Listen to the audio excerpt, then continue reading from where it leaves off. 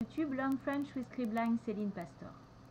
Aujourd'hui, je vais vous présenter le premier épisode d'une série de vidéos que je vais vous proposer sur les prépositions qui se placent entre deux noms. Aujourd'hui, nous allons voir pourquoi nous disons la tarte au citron avec donc la préposition à et le jus d'orange avec la préposition de. Alors tout d'abord, pourquoi dit-on une tarte au citron? Alors la tarte au citron est un exemple, c'est-à-dire qu'on va utiliser la préposition à qui peut être au masculin avec au féminin avec ala, devant un nom masculin ou féminin avec voyelle ou h latin a-l apostrophe, ou alors au pluriel avec aux. Alors la raison de cette préposition est très simple, c'est que le citron est dans la tarte, mais que dans cette tarte, il y a d'autres ingrédients. C'est-à-dire que la composition n'est pas uniquement avec du citron, mais avec beaucoup d'autres choses. Alors, une petite précision concernant la différence entre singulier et pluriel. Par exemple, on va dire une tarte au citron au singulier et une tarte aux pommes au pluriel. Alors, pourquoi? Parce que on parfume la tarte avec le citron. C'est la première raison. C'est-à-dire qu'on n'intègre pas la totalité du fruit dans la tarte. Et une autre raison plus importante est que le fruit va perdre son apparence de fruit. Il n'est plus véritablement apparent, seulement plus ou moins par la couleur. Tandis que dans une tarte aux pommes au pluriel, on va mettre des morceaux de plusieurs pommes dans la tarte, et donc le fruit garde plus ou moins son apparence de fruit.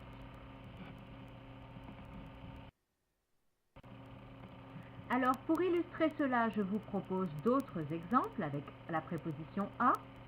Par exemple, un sandwich au jambon. Le jambon est dans le sandwich, mais le sandwich est composé d'autres ingrédients.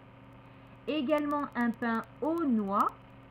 Donc les noix sont à l'intérieur du pain, mais le pain est composé d'autres ingrédients. On dira aussi une glace à la fraise et une boisson à l'orange. Concernant l'utilisation du singulier ou du pluriel, ici nous avons un exemple pluriel, un pain aux noix. Donc comme la tarte aux pommes, le pain est composé de morceaux de noix et donc la noix est visible, la noix est toujours apparente.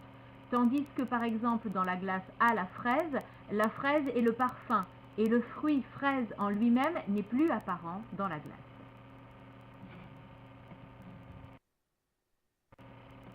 Maintenant, voyons pourquoi nous disons le jus d'orange avec la préposition de.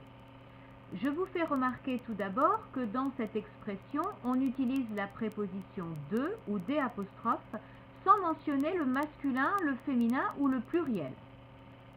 Non pas le féminin dans le cas du nom orange et non pas le pluriel non plus, et on verra pourquoi. Donc, pourquoi utilise-t-on la préposition de ou des apostrophes dans ce cas?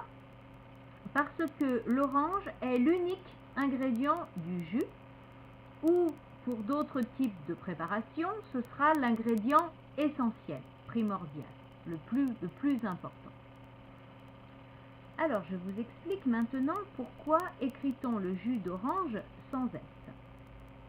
Eh bien, c'est un peu la même raison que pour la tarte au citron qui se met au singulier. Également, le citron est singulier. C'est parce que dans ce cas aussi, le fruit a perdu de son apparence. Et c'est la même chose pour toutes les préparations qui ont une base liquide, j'allais dire. Ça va donc fonctionner pour les jus de fruits. Pour les gelées, pour ceux qui ne savent pas ce qu'est une gelée c'est un type de confiture qui est fabriqué à partir du jus du fruit. C'est-à-dire qu'on va jeter les fruits, on ne va pas les utiliser. Donc la base est le liquide, est le jus. Ça va fonctionner aussi pour les sirops. Le sirop, c'est donc cette préparation à partir du jus du fruit qui est très sucré et qui se mélange avec de l'eau. Et également la liqueur. La liqueur, c'est un type de sirop qui est alcoolisé.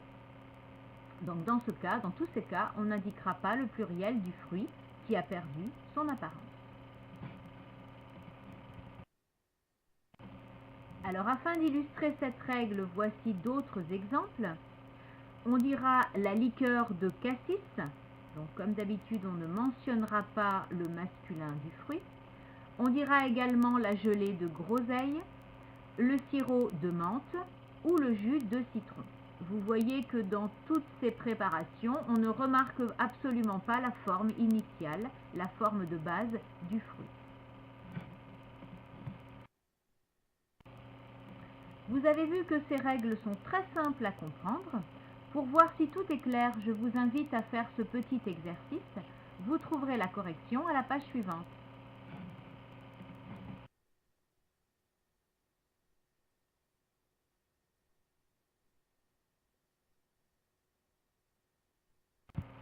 Ce premier épisode sur les prépositions entre deux noms est terminé.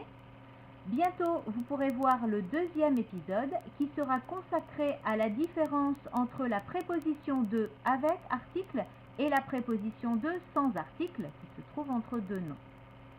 D'ici là, je vous souhaite bonne continuation, bon travail, bonnes études et à très bientôt.